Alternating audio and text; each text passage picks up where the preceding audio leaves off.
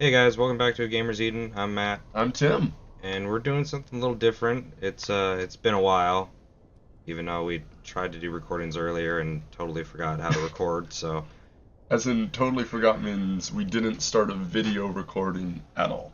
yep, we got about an hour and a half of audio, but no video. In other words, we're idiots. The fun. But we're doing just a little fun thing today. So I'm playing Shadow of War. But we're not playing for the story. We're not playing for other things. We're just kind of playing to play and just kind of have something for you to watch while listening because we're trying something a little new. So in the past couple of years, we have gotten severely. You make it sound like it's an illness. We have I have a gotten. severe case of We have gotten very into D&D. Dungeons and Dragons for those laymen's out there. Really. Sorry. um. But yeah, and we've been playing for a while, and so we decided to come up with just a little video series to say, oh, he's huge. Just kind of discuss D&D topics for things that aren't really explained in the books, and for our kind of arguable pleasure of debate and fun. And you can agree, disagree, or leave your own comment of the topic. But Just a bunch of hate comments. Your game is wrong. Your fun is wrong. your fun is wrong. That's the one I love. You're getting owned by this one I Urek. know. But yeah, There you go. so here's the long story short. Matt and I have both DM'd quite a bit in the last 2 or so years, right? And now there's the thing is, a lot of people talk about, I think, DMing and whatnot, and I've watched a fair amount of people on YouTube discussing it. We're both fans of Critical Role. Oh yeah, major fans of Critical Role, which is a bunch of nerdy ass voice actors getting together to roll dice and play Dungeons and Dragons. But I'm sure if you're watching this video, you've probably heard of Critical Role. But anyway, Matt and I have both been DMs for what, 2 years now? I think we were talking about Around there, yeah. about 2 years. But that's the thing. We've only been playing for 2 years. I have never played a game of 3rd edition, 2nd edition, or 1st edition Dungeons and Dragons. I played one game of Pathfinder, and I think I played one horrific game of 4th edition. But our D&D experience is 5th edition, right? Wouldn't you kind of agree? Yeah, that's our main. That's Like, where we picked it Dungeons and Dragons for us is 5th edition Dungeons and Dragons. And there are a lot of people out there, and I think most people out there that are talking about Dungeons and Dragons and that sort of thing, that have been lifelong fans of the series. And honestly, I wish I had been a lifelong fan. Yeah, we always talk about how we wish we picked it up in high school earlier Or because earlier, yeah. we would have played it so much more. But I think it's interesting because we love the game. I think at this point we have a fairly good grasp of at least 5th edition rules, right?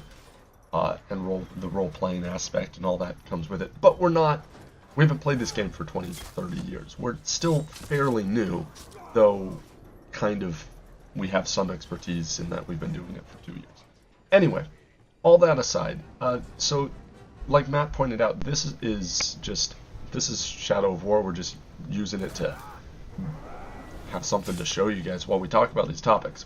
But most of these are just going to be Matt and I discussing some stuff, disagreeing possibly on some things, agreeing on possibly others, and just talking about a game that we really, really enjoy playing, that we look forward to playing, and that we think more people should play.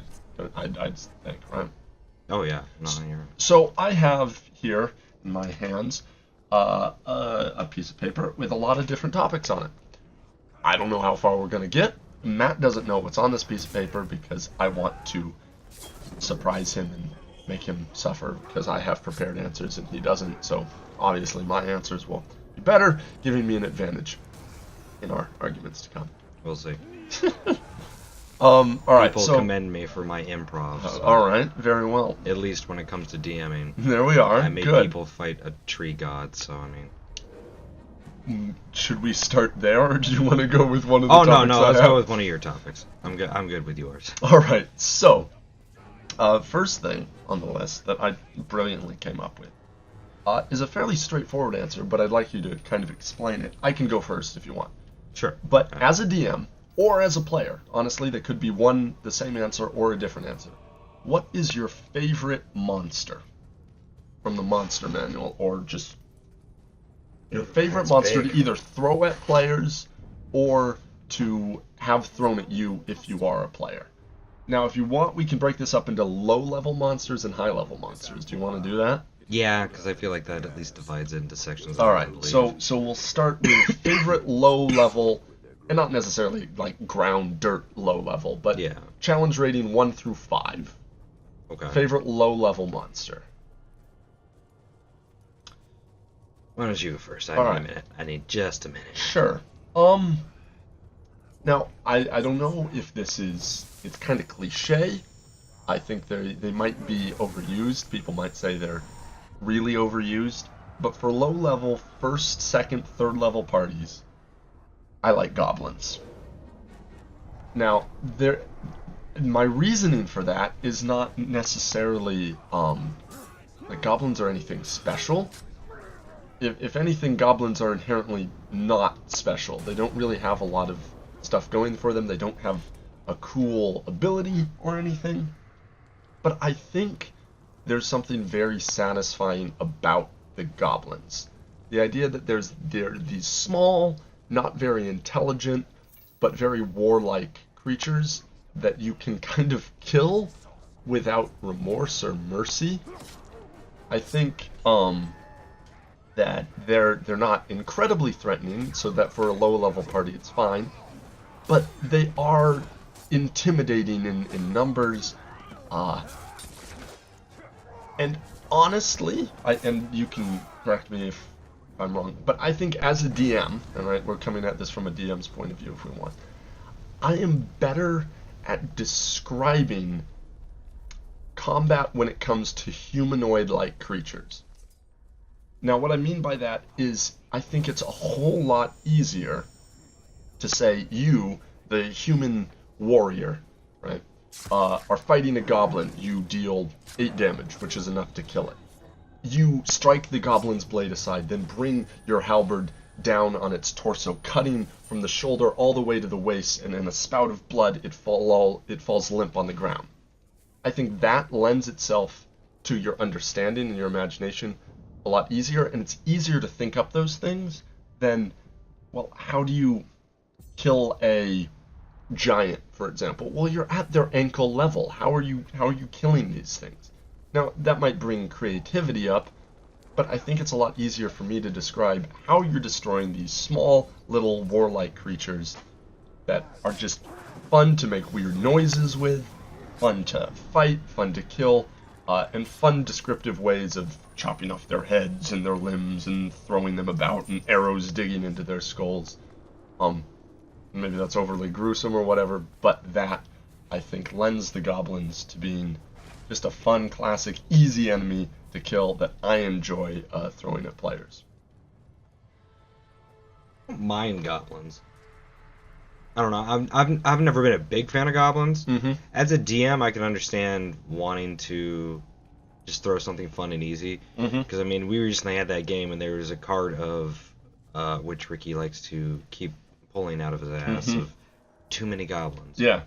Because for some odd reason, apparently that statement kills him for some reason. There's too many goblins. But yeah, no, I think it's cool. But I'm me personally, I'm like the one big fight kind of Mm-hmm. guy. So if I had to think, I've been trying to go through the monster manual and look at it and think of all the freaking things in my head. Yeah. You said around 1 to 5. Yeah, this is not definitive, so you don't have to be like, oh yeah, no, this is definitely my favorite, but one that just pops to mind very quickly. What's something that comes to your head? Are sirens in there? Sirens? I don't know. I don't think sirens are. I think They're a like little harpies. higher, but I'm not sure. I had to think. Probably just for the fun of it. Mm-hmm. Probably oozes. Oozes. Okay. Just because they're so ridiculously silly, but also deadly. Yeah. Like, it's kind of that same thing of how you feel with goblins, but it's like, you got like the gelatinous ooze that you could just walk into. And it's a classic too. The gelatinous cube is like a staple D&D kind of thing. Yeah, where you could just walk into it and you wouldn't even know, and then you start suffocating. I know we had one game where one of our players walked into it, Yeah.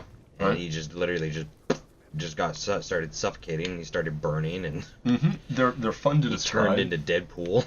Right.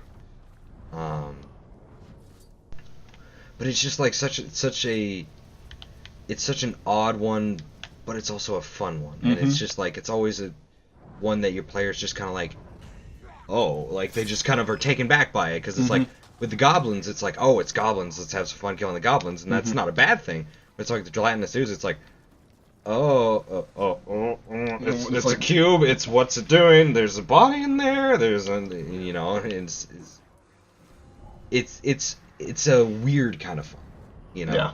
And so it's having that fun with seeing how the party will interact when they're just taken off set. It's just like, oh, there's just a floating chest in midair, and it's like, kind of that fun messing with the player kind of thing. Yeah. And that's kind of a dick move, I guess, but I mean, Not at all. I kind of like messing with my players a little bit. Well, yeah. What DM doesn't? Yeah. No, I think you make a really good point, and I think that this is breaks. I think that this is something that separates us, and I am willing to admit, I'll be the first to admit, I am very vanilla when it comes to a lot of things, D&D included. I like things classic fantasy, classic tropes, classic swords and shields and magic. And I think goblins are a very vanilla sort of villain, right? They're classic, Yeah. they're easy, they're fun. I want to kill some goblins, right? There's something very satisfying to me about killing some goblins. But gelatinous cubes are so on the other side, and I think when you were talking about it, half of the fun of a gelatinous cube is before the cube even shows up, or when it's in sight but the players don't know it. Yeah. And when you're like, the grimy hallway is suddenly very clean. There's some gold coins scattered on the other side of this room, as well as a pristine-looking sword. And your one player who's played D&D before is like, oh shit, because that guy knows. The guy knows what's going down. But he's probably a good role player, and he's like, I don't know what that was like. I know it's a gelatinous cube. My character doesn't know it's a gelatinous cube. And that's really, I think, pretty satisfying. So, do I disagree with you? No, I think gelatinous cubes are quite fun. I love my goblins, but I think oozes and gelatinous cubes. Now, honestly, there are other oozes, but I've never used the other oozes. Maybe I should. The oozes are good in caverns to catch players off surprise, because like, oh, there's some puddles around you. It's like, oh, there's just puddles, and then you step in one by accident, and then, oh, look, you start fucking, your foot starts disintegrating, and, it's something to catch the player off. It's just like, oh, it's just not a normal puddle. Because, like, in a cavern where it's dark, they aren't going to have that normal, it's not going to be that normal. They got to be looking around, or who knows what could happen on a drink. Good for you, Matt. I agree. Alright, so, I think you know what the next question is then. Favorite high-level character? High-level monster? Let's say, I don't know, 10 and up. There's a couple for me when it comes to those. Alright, so give me your... If you had to pick one. And that doesn't necessarily mean it's your favorite, it just means it's on your top of your list. I really like dryads. Or not dryads, driders. But I don't know if they're above 10. Okay, but no, we can go with that. Is that the spider? Yeah, that's the spider. The spider, like the fallen drow, kind of? Yeah, that kind of stuff. Have you ever used that? I've used it once. Mm-hmm. So what makes it a favorite for you? It might be Dark Souls, due to the fact that when I played Dark Souls, there's a variation of what kind of would be a Drider, Mm-hmm. but she's like this flame spider woman, and she's really cool. Mm-hmm. I'm honestly more of a fan of more intelligent enemies. Okay. Mind Flayers is one of my Uh-huh. favorites because they're such an intelligent creature. All right. Yeah. I'm a favorite for ones that it's like we discussed. If an NPC or a character has 18 intelligence, anything you can think of, they can think. Mm-hmm. Yeah. And it's a very, very unique kind of aspect, and it's a very fun thing to think about. It's just like anything I can think of, they could think of. So it's just like I could do anything. Yeah. You don't have to spare your players. That's kind of the. I will try and kill you with everything at my disposal. Yeah. Right? And because this thing's smart and wants to kill you. And that's what you like about your villain in your campaign, is that yours has that intelligence. So. Yeah. No. The main villain in our campaign that he's referring to is Andros the Ambitious, which is a adult green dragon. Again, very vanilla, but I like the idea of a very intelligent dragon. That the players know that I'm going to try and kill them when they fight that dragon. Like, I'm not gonna pull my punches, because that dragon is smart, intelligent, powerful, and influential.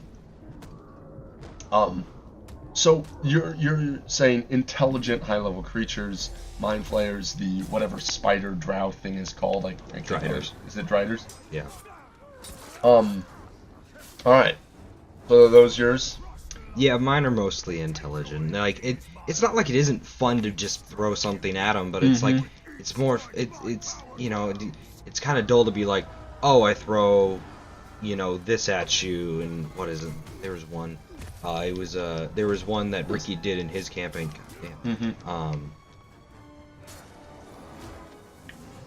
Well, there are things like the Tarrasque, right, which is just a mindless destruction dealing thing. Yeah. It's not intelligent, but it's just unstoppable, So,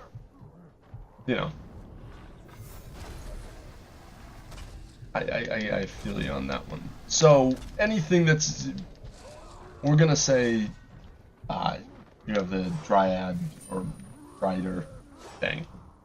Okay. Yeah. Now this is, for me, when I said I thought about these things, I lied. I actually wrote these things down and had no idea what I was gonna say to answer them. But for me, high-level creatures are interesting because, honestly, we haven't run a high-level campaign. I know I'm running the highest level, and that's because I also kind of rushed my players to get to that higher level. Like, we started at 5, and our highest level is 8 because it just makes this would be like the 6th or 7th campaign we've really started. God, fuck, there I go. This would be the 6th or 7th campaign that we've really started. So for that many campaigns to be started and never finished or really gotten far in, the highest level being reached being 6, maybe 7. Yeah. So it's like, I want to be able to, say, I was like, you know what? You guys are already badass a little bit. You guys already have an understanding. You guys are already pretty good. And then I can throw them into a good campaign with a strong villain, and they can get invested. Mm-hmm. And so I just accepted the fact that it's like, I think they're going to be more happy if they go a little faster. We'll start a little higher, and we'll go from there instead of adapting a little later. And I mean, it's been working as far as I knew. Yeah. So no, I'd agree. I think that's good.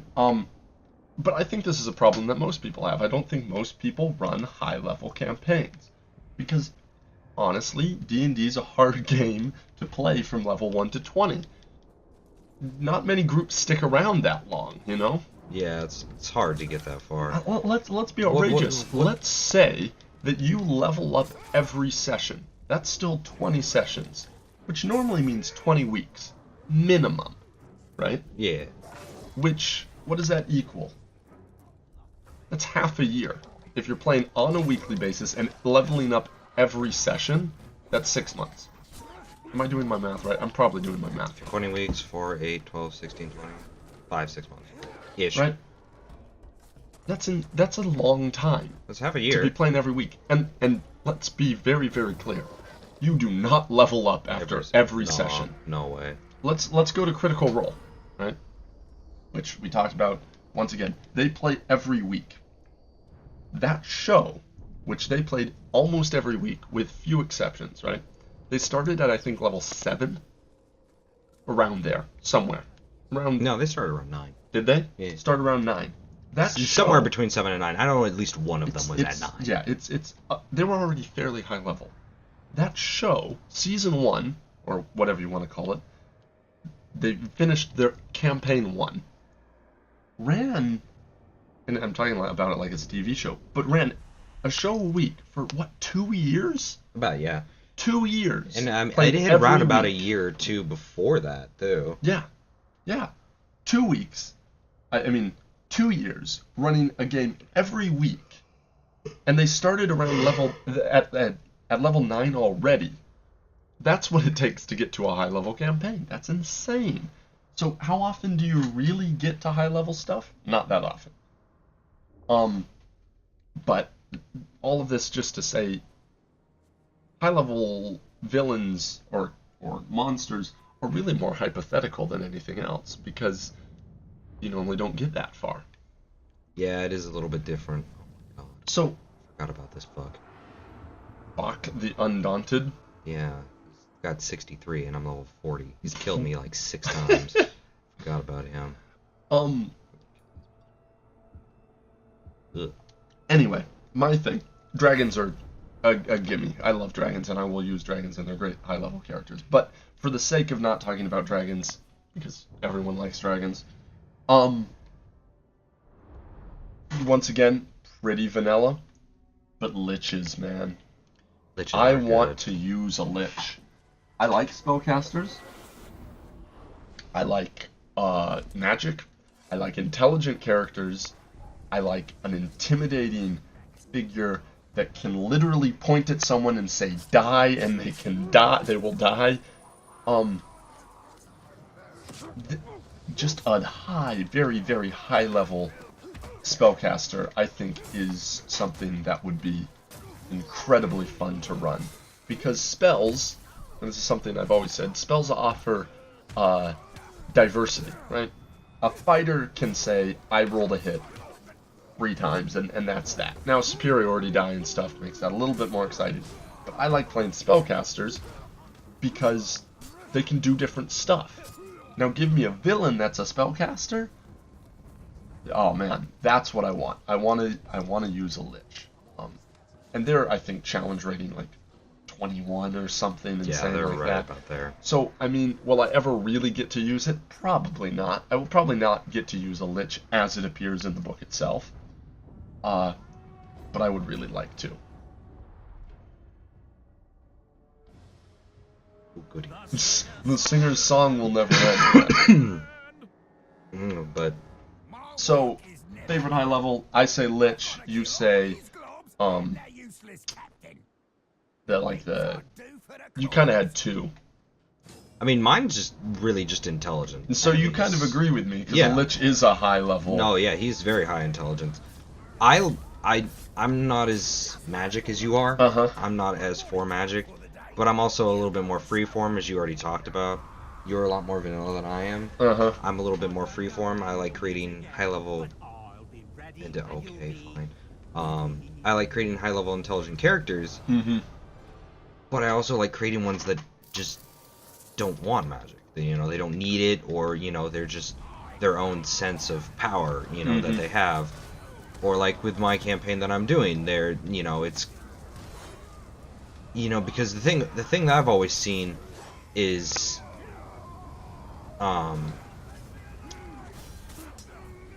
what is it?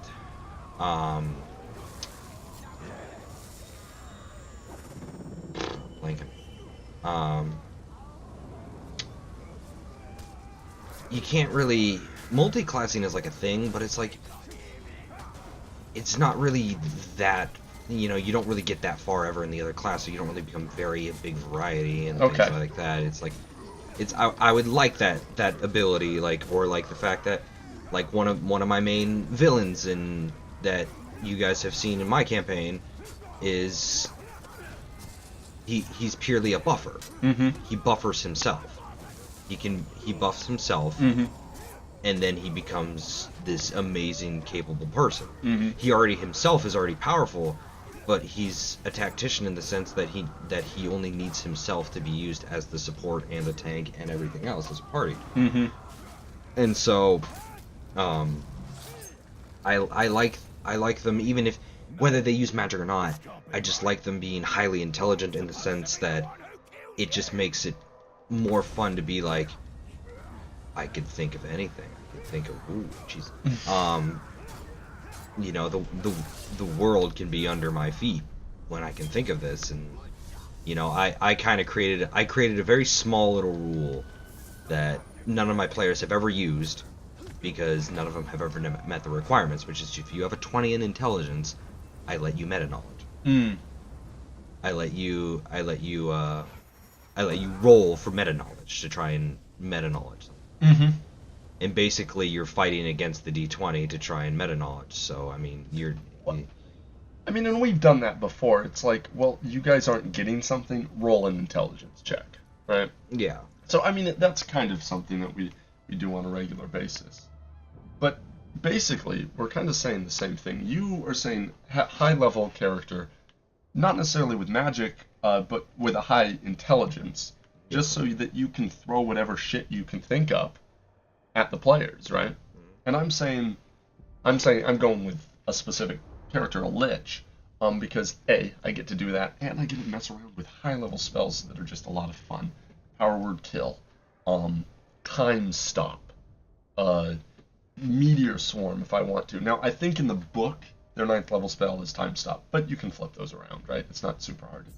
Yeah. But messing around with high-level spells, with a very powerful and very intelligent villain, I think that's something that I would really like to do in a campaign. Looking at the time, this is probably a good place to stop, honestly. We've covered the first topic on our list. That's was about the what I first was one. expecting. Don't worry about it. Well, I hope you guys are enjoying this. I'm actually enjoying this quite a bit. I get to blab about Dungeons and Dragons, which I enjoy.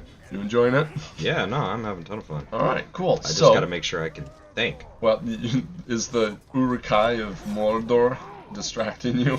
And when I get into a battle with like 5 or more people, yeah, a little bit, but I mean, we just chose this game because we thought, well, A, because I've been reading Lord of the Rings lately, and I kind of wanted to just see this game again.